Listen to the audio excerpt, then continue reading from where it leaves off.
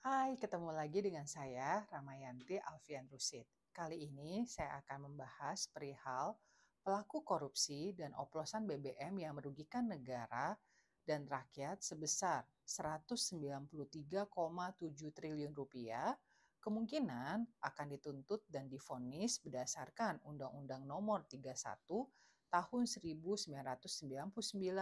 tentang pemberantasan tindak pidana korupsi, Undang-Undang Tipikor, dan Undang-Undang Nomor 22 Tahun 2001 tentang minyak dan gas bumi atau Undang-Undang Migas.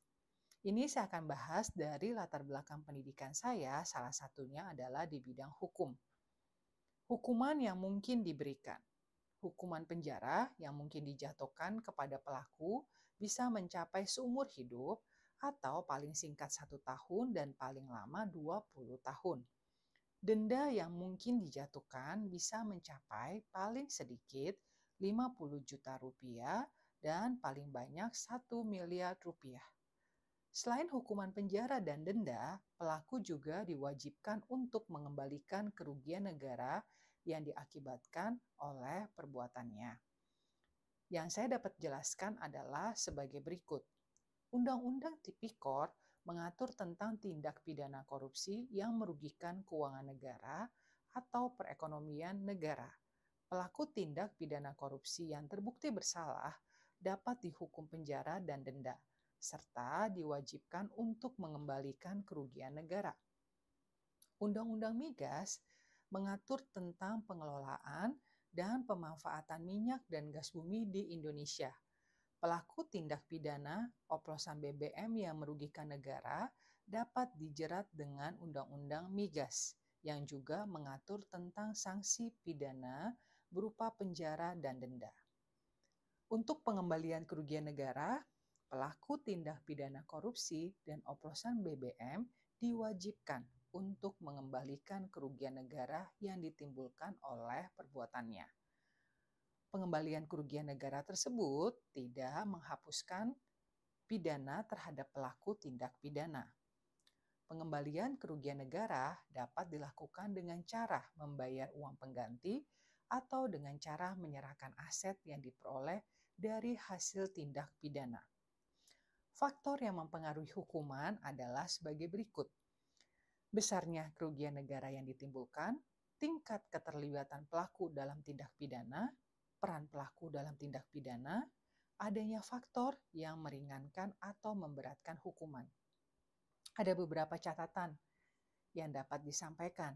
Hukuman yang dijatuhkan kepada pelaku akan ditentukan oleh hakim setelah melalui proses persidangan.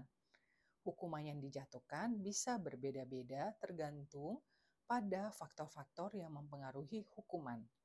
Pengembalian kerugian negara merupakan kewajiban bagi pelaku tindak pidana korupsi dan oplosan BBM. Pelaku korupsi BBM tersebut bisa saja dihukum mati dalam beberapa kasus, tapi tidak selalu. Apa saja syarat untuk hukuman mati?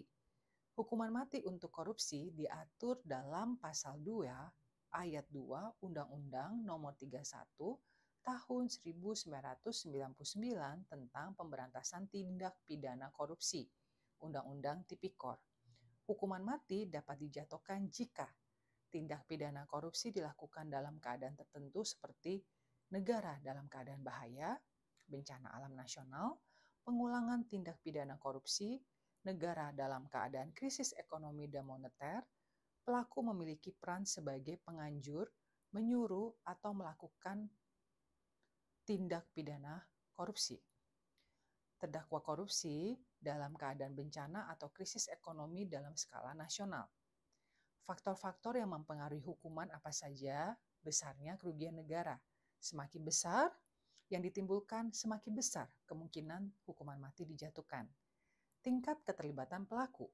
Pelaku yang memiliki peran penting dalam korupsi memiliki resiko lebih tinggi untuk dihukum mati. Peran pelakunya bagaimana? Pelaku yang berperan sebagai penganjur atau menyuruh memiliki resiko lebih tinggi untuk mendapatkan hukuman tersebut. Dan apakah adanya faktor yang meringankan atau memberatkan hukuman? Faktor-faktor ini juga dapat mempengaruhi keputusan hakim. Sebagai catatan, Hukuman mati bukanlah hukuman pokok dalam Undang-Undang Tipikor, tetapi hanya dapat dijatuhkan dalam keadaan tertentu. Hakim memiliki kewenangan untuk menentukan hukuman yang dijatuhkan kepada pelaku korupsi. Tidak semua pelaku korupsi BBM akan dihukum mati. Demikian dari saya, terima kasih sudah melihat konten saya. Anda semua orang-orang hebat, kita pasti ketemu lagi. Salam Ramayanti Alfian Rusid.